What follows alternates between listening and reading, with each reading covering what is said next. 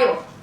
અધિક પોલીસ મહાનિર્દેશક શ્રી એટીએસ ગુજરાત અમદાવાદ નાઓના માર્ગદર્શન હેઠળ પેરોલ ફરલો વચગાળા જામીન ફરારી, જેલ ફરારી તથા નાસતા ફરતા આરોપીઓને પકડવા જણાવેલ હોય, જે અન્વયે શ્રી ચિરાગ કોરડિયા સાહેબ પોલીસ મહાનિરીક્ષક શ્રી સરહદી રેન્જ ભુજ તથા શ્રી વિકાસ ચુંડા સાહેબ પોલીસ અધિક્ષક શ્રી પશ્ચિમ કચ્છ ભુજના હોય, પશ્ચિમ કચ્છ જિલ્લામાં પેરોલ ફરલો વચગાળા જામીન ફરારી, જેલ ફરારી તથા નાસતા ફરતા આરોપીઓને પકડવા એસઓજીના police inspector Shri KM Gadhvi નાઓએ તાબાના કર્મચારીઓને સૂચના આપેલી હોય, જે અન્વયે એસઓજીના સ્ટાફના કર્મચારીઓ પ્રયત્નશીલ હતા।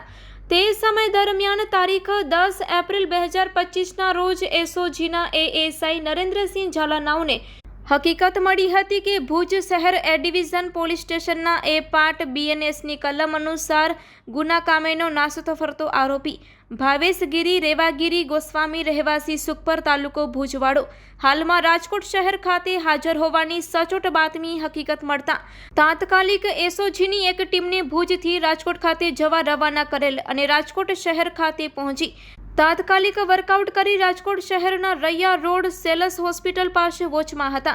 તે સમય દરમિયાન આરોપી હાજર મળી આવ્યો હતો।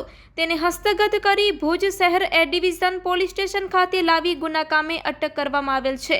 આરોપી છે ભાવેશગીરી રેવાગીરી ગોસ્વામી રહેવાસી સુખપર તાલુકો ભુજવાડો। આ આરોપીને પકડી પાડવામાં આવ્યો છે।